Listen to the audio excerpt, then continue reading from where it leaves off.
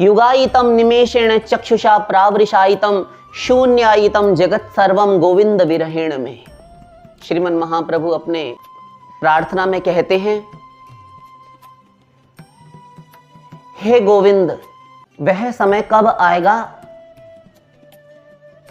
कि जब तुम्हारा नाम लेते हुए मेरे नेत्रों से अविरल अश्रुधारा प्रवाहित होगी। युगायितम निमेषेण चक्षुषा प्रावृषायितम, जहां मेरी दृष्टि पड़ेगी वहीं तुम दिखाई दोगे, जहां तुम्हें देखो, जहां नजर उठे वहीं तुम नजर आओ। जहां नजरें उठे, ये अर्थ है। और युगायितम निमेषेण, ये एक निमेष, ये जो पलक भंजती है ना, पलक गिरती है, तो ये पलक गिरने को एक निमेष कहा गया है। हमारे कला, काष्ठा, मुहूर्त, लव, घटी, ये दिनमान होते हैं, इन्हीं के अनुसार कालचक्र तैयार होता है, कालमान का निर्धारण करते हैं।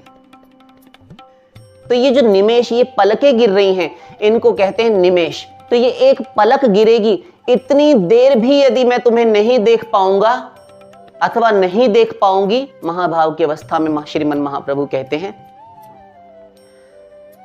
तो युगायितम निमेषेण, ये एक पलक गिरने भर का समय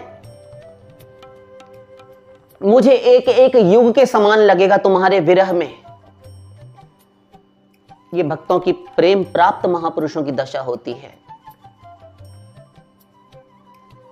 और चक्षुषा प्रावृषायितम शून्यायितम जगत सर्वम, ये संसार सारा शून्य, ये सारा संसार खारा पानी का समुद्र लगेगा, नमकीन, बेस्वाद, निस्वाद, कोई रस नहीं, कुछ अच्छा नहीं लगता, ऐसा कुछ अच्छा लगेगा ही नहीं।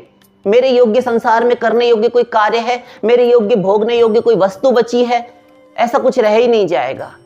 तो शून्यायितम, संसार अपने आप शून्य हो गया, संसार की सत्ता ही मिट जाती है। संसार की सत्ता कब तक है? जब तक हम इसमें रसान्वेषण कर रहे हैं, सुखानुभूति कर रहे हैं, सुखान्वेषण कर रहे हैं, भोगान्वेषण कर रहे हैं, इंद्रिय लोलुप होकर। किंतु जब परमात्मा प्रभु से लौ लग गई और ये स्थिति आ जाए, संसार समाप्त। और संसार समाप्ति किसे कहते हैं? वैराग्य। और किसे कहते हैं? वन में भाग जाने को, कपड़ा रंगा लेने को, तिलक कंठी माला धारण कर लेने को, स्वांग प्रपंच दंभ पाखंड करने को वैराग्य नहीं कहते, सन्यास नहीं कहते हैं। सन्यास का अर्थ होता है भीतर से सन्यासी हो जाना, जल में कमलवत रहना,